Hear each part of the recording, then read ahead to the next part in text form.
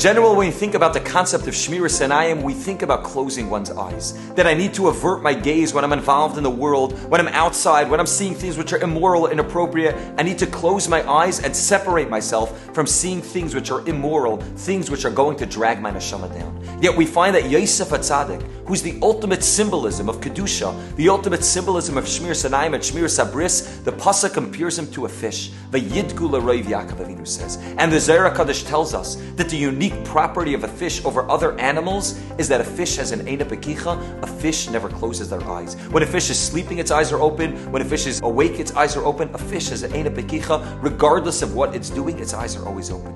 Yet one can ask, Yosef HaTzadik, shouldn't he be compared to an animal whose eyes are always closed? He's compared to a fish which eyes are always open, eina pekicha? And the answer is yes. That Shmiras Einayim doesn't just mean to close one's eyes. It doesn't just mean that I avert my gaze and I make sure that I don't look at things which are inappropriate. It also means that I open my eyes to being able to see things that have more depth. One of the reasons why we get dragged into the world of Taivas and we get dragged into the world of Pagam Einayim is because we're looking at things which are superficial. We're walking down the street and we're looking at something which catches our attention but has no real value. There's no depth to it. There's no relationship there. It's just something which is catching our attention superficially.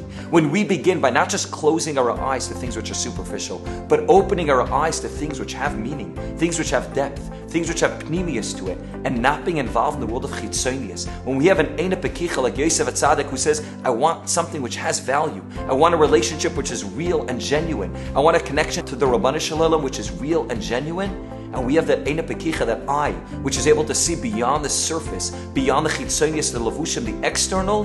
Then we're able to ensure that we don't get caught up and our eyes are not grabbed by everything outside, everything external, everything which is superficial. And therefore Yosef HaTzadik and every one of us need to close our eyes to evil, while at the same time opening up our eyes to be able to see the world for more than it just appears superficially.